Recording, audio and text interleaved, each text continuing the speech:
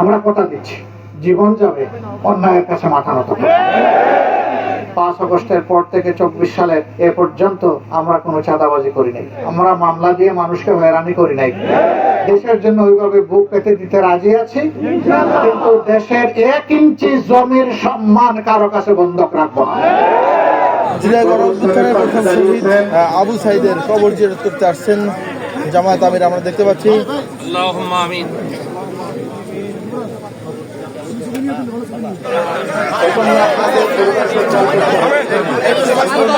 একটি মানবিক বাংলাদেশ গড়ার, যে বাংলাদেশে সকল ধর্ম বর্ণের মানুষ মিলেমিশে শান্তিতে বসবাস করবে এবং যার যার যোগ্যতা অনুযায়ী, দক্ষতা অনুযায়ী জাতি গঠনে, উন্নয়নে অবদান রাখবে।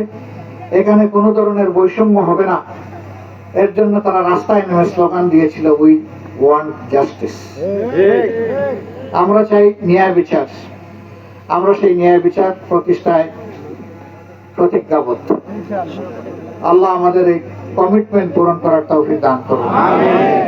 আমরা তাদের স্বপ্ন বাস্তবায়নে কাজ করে যাব ইনশাআল্লাহ। আমাদের নিজস্ব কোনো এজেন্ডা নাই।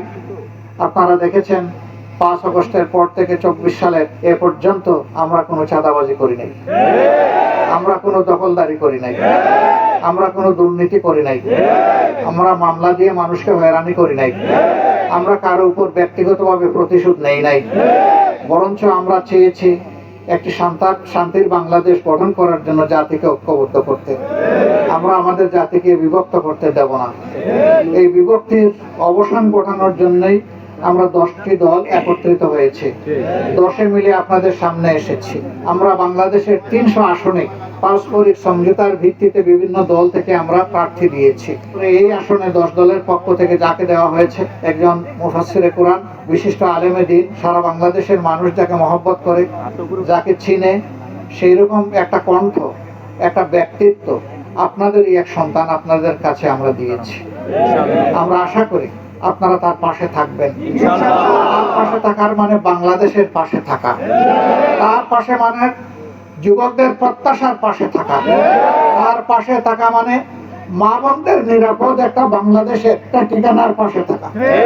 আমরা কথা দিচ্ছি, জীবন যাবে, অন্যায়ের কাছে মাথা নত করব।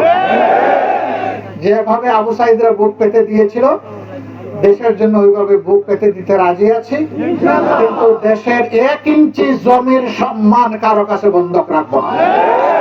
আল্লাহ যেন এই তৌফিক দান করেন। আমরা এগিয়ে যাব, সবাই মিলে এগিয়ে যাব ইনশাআল্লাহ।